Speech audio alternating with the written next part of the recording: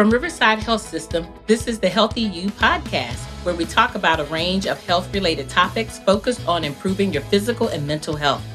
We chat with our providers, team members, patients, and caregivers to learn more about how to maintain a healthy lifestyle and improve overall physical and mental health. So let's dive in to learn more about becoming a healthier you.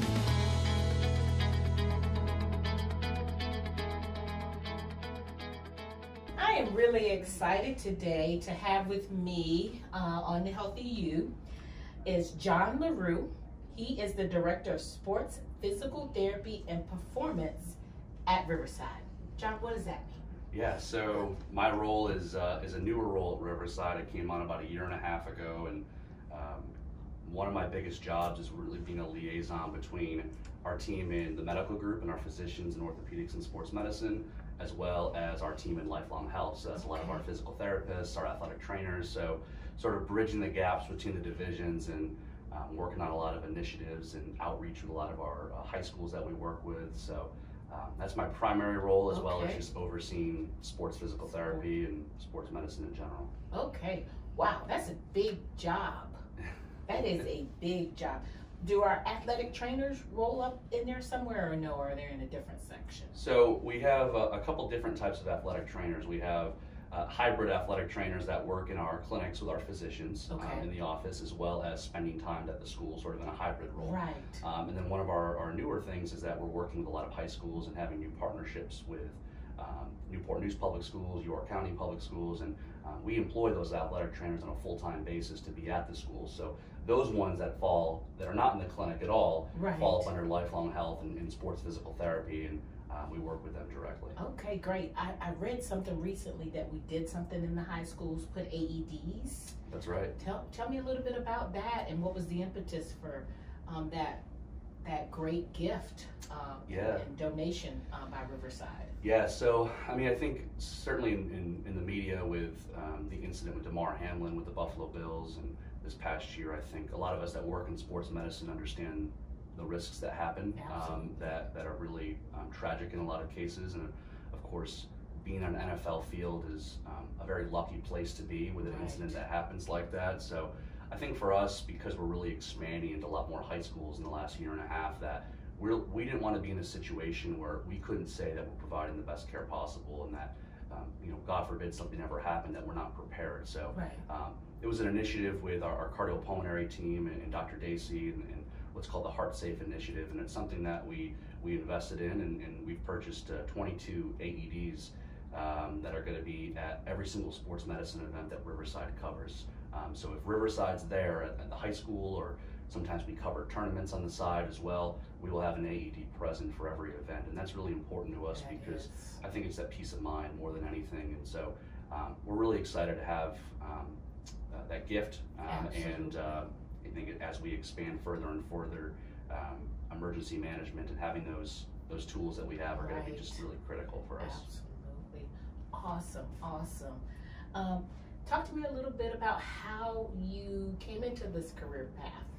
Yeah, so when I was in high school, I was not interested in healthcare at all. I was interested in business and accounting and finance, and while I was maybe okay at it and good at it, it wasn't a passion of mine. And when I was in high school, my senior year, I volunteered with the Muscular Dystrophy Association, the MDA, and I worked their summer camp, staying in the cabins with the kids. And I think having that close experience one-on-one with a lot of them, summer after summer, raising money for them, that I just felt that I wanted to do something to help people. And growing up an athlete myself, I naturally, as I went through PT school, drifted towards working with athletes and high-level athletes. And luckily, after I did my residency and my fellowship, I worked with the Los Angeles Angels in baseball, and eventually worked with in a private facility with professional athletes, and before coming to Riverside. And it was something that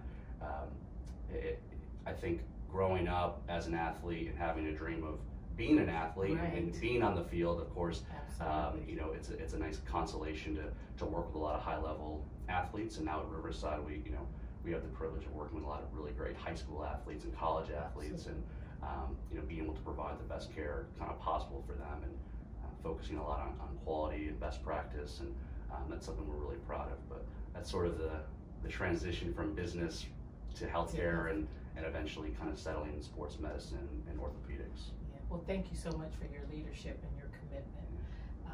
Do you have a favorite team? In both professional, college. Yeah, I mean, probably the close growing up in upstate New York. I grew up, born and raised in Syracuse, so Okay. Syracuse college sports. I did my residency at Duke, which was sort of a rival in basketball with Syracuse, Yes, so it was yes. sort of an awkward time. But Syracuse sports is sort of the one that I'm really kind of near and Okay. dear. Yeah. That's a good one. That's Yeah. a good one. What exactly is early sports specialization? Yeah, so early sports specialization is, I think, the definition of it is really this intense training and practice at one particular sport over, some research and when you read through, we'll say, between 8 or 9 months out of the year, they're focusing on a singular sport, and whether that be training or practicing in that sport or actually competing in a game, that's in that given sport. It is early sports specialization, and definitely a phenomenon that we're seeing more and more and more over the last decade or so. Okay, thank you. Do you have any concerns around early sports specialization? Yeah, I think, like I said, over the last 5 to 10 years, we're seeing it more and more where I feel like I'm getting younger and younger athletes in my clinic, and I still treat as a clinician and work with a lot of high school athletes, and seeing 12, 13, 14-year-olds with elbow injuries from baseball, or a young track athlete, in high school, they're freshmen in high school with really acute Achilles injuries that, and it's just one of those things that we're seeing more and more. And I think one of the problems that I have with it is that when you're doing the same activity for 8, 9, 10 months or the whole year without you're having that overuse that takes place, and obviously there's that balance between I want to do it enough to be good at it, but I want to be able to be healthy and available as well. And I think one of the issues we see a lot is this idea of deliberate practice versus deliberate game, where it's basically where we're having somebody, when you're deliberately practicing, you're trying to be good at a skill. When you're deliberately playing or playing in a game, it's hopefully because you love it. And I think sometimes we find that these athletes just get exhausted over time. And so outside of the physical issue, there's definitely probably a psychological piece as well, that often as providers in the front line, we're often encountering that almost as much as the physical issues, especially when an athlete plays a sport 12 months out of the year, and now they're hurt. That's their identity of who they are as people. So a big concern that I have, certainly. Yes.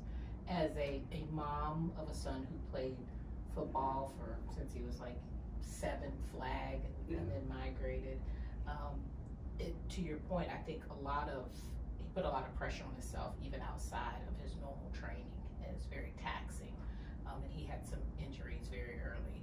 And then I'm a former athlete, and what I've found is now that I'm getting older, I'm feeling the impact of those early years of track and cross country on my knees and my back.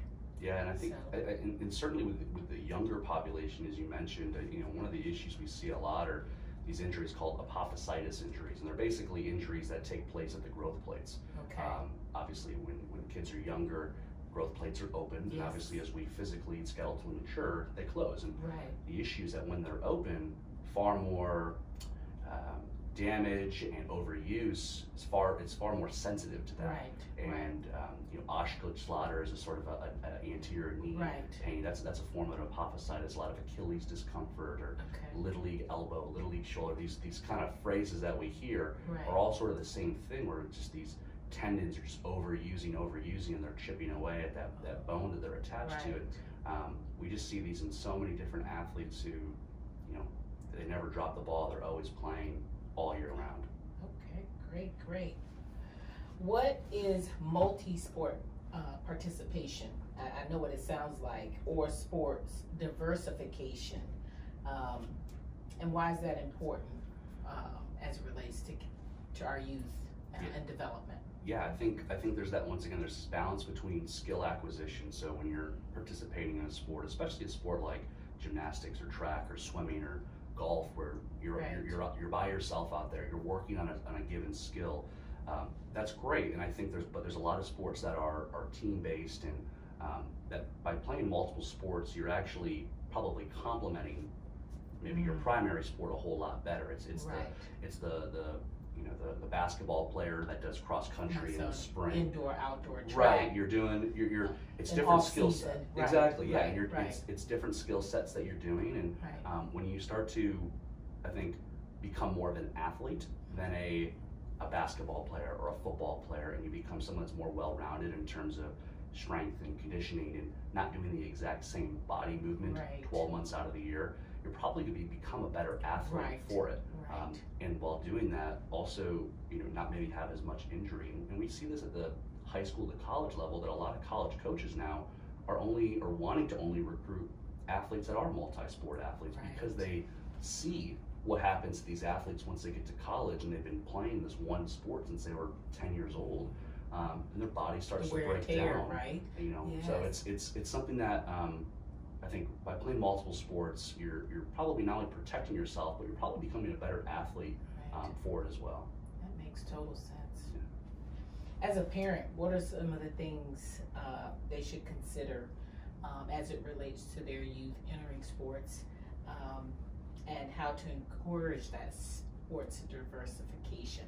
I know my son was all about football. He did do other activities, indoor, outdoor track. He wasn't a real basketball fan, but he was all about football and wanted to really do that off season, like through some of the AAU and other type camps. I think a couple of things there. I think in terms of introducing an athlete to sport, I think we find that parents are often the ones that are maybe introducing or initiating their child to a sport, a given sport, maybe whether the child says they want to play it or the parent thinks it's a good idea for them to try it. Right. However, we often find that coaches are the ones that are really taking them from participating to that intensive training to get them. And sometimes it's athlete-led, as you mentioned, kind of with your son. Maybe they're intrinsically motivated to be the best that they can be. But we find that coaches play a major role in identifying someone that's talented and intense training to get to them, have them be the best that they can be. And I think having a little bit more monitoring from the parents to check in with them, ask the athlete how they're doing. I think that, psychologically, like we mentioned before, just that burnout, exhaustion from doing the same thing all the time and having that pressure to succeed. And I think the other piece you mentioned with AAU and travel, that we're seeing so much of this stuff outside of maybe the normal season of play, where you're having these travel teams of 6-year-olds, 7-year-olds, and that scares me because we're once again, I think there's a fine line between playing and having fun and exercising and doing something all year round at 6, 7, and 8 years old. And they should probably prioritize on being a student, having fun, playing on the playground. Stuff that youth do at those ages. Yeah, and I think we've begun to lower that age more and more and more, where people and parents are trying to get their kids into sports year round, and I think explaining to parents that the likelihood of that child attaining a scholarship or going professional is just so low. And I think our expectation should always be tempered, where we want them to have fun and succeed and have the benefits of sports, because there's so many of them from a team building and social skills. And I think that's the importance of sports. I think it's not to attain this certain goal, but rather the other life skills you gain. Exactly. Absolutely. And I think sometimes, and most parents probably have that, but there's some that they really want their child to succeed beyond maybe some realistic expectations, and sometimes that leads to this consistent year-round playing to achieve that. Absolutely. Is there a certain age that is recommended or advised for contact sports? I know when my son was playing football as a youth, some would say 9, 10.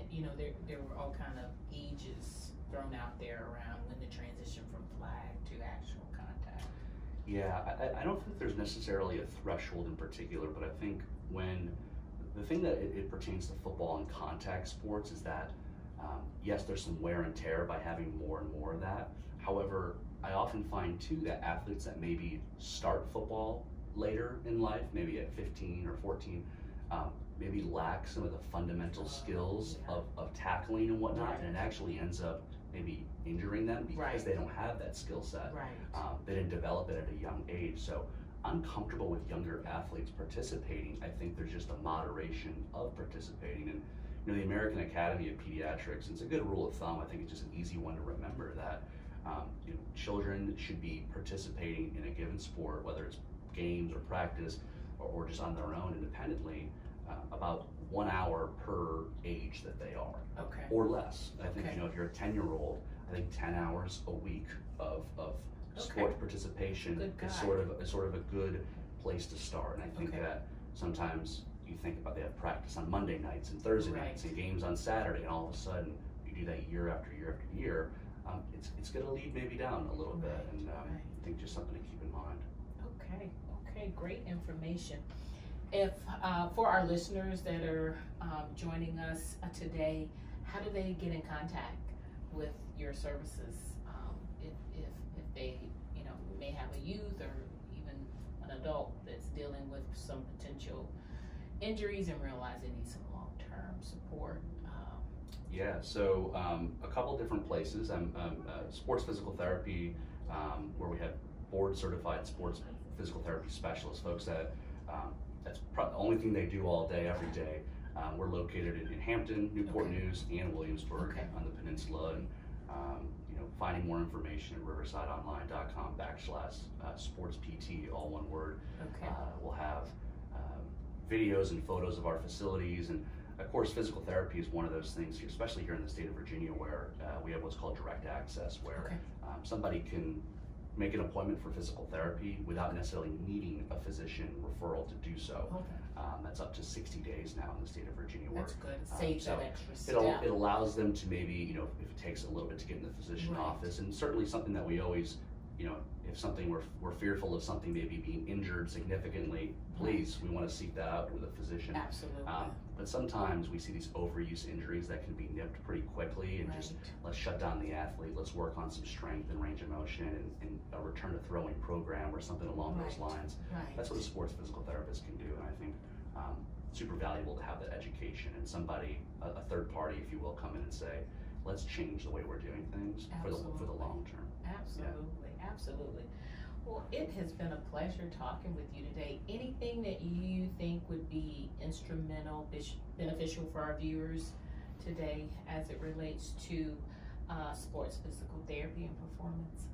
Yeah, I think especially this time of the year and in the summertime, as the weather's getting nicer, I think a lot more folks are going outside and exercising, and their kids are outside exercising. I think with early sports specialization, one of those things where I think checking in with your child, checking in with the athlete, and being able to see how they're doing. Are they still enjoying playing sports? Do they want to try something else? And I think sometimes the athletes feel pressured at times to maybe, well, I'm good at this, or we want to expose them to different things. And I think enjoying being a kid is really important, and I think that's probably the most valuable thing that a parent can learn. Yes, good. I have to ask you this. I remember when he was playing sports, they always kept mustard on the field. If they had any cramps or anything like that. And I know it's important that they stay hydrated, especially recently. It's so hot and humid, and keeping your electrolytes in balance. Is that true that the mustard helps with cramps? Yes, it's some of the high schools that I've spent time at where maybe they don't have the resources, the funds to have big Gatorade machines or whatnot, or stuff for their athletes. I'll if I'm covering that event, I'll go to the concession stand, grab a packet of the mustard, just in case a kid cramps up. We'll make them take a couple packets to the mouth, and it's something that it's just so salty that helps them retain water a little bit better. We always have them educate them to hydrate beforehand, but sometimes kids are not the best at doing that. Or if they're overly exerting themselves, of course, playing, and it's the mustard won't end it completely, but I think it will take a little bit of that edge off and hopefully allow them to just participate. So yes, that is not a myth. I'm glad to hear that. The mustard is a legitimate thing. Yes. All right. Well, thank you so much for your time. It's been a pleasure having you on. Thanks so much, Frankye. Thank you. Thank you for listening to this episode of Healthy You. We're so glad you were able to join us today and learn more about this topic. If you would like to explore more, go to riversideonline.com.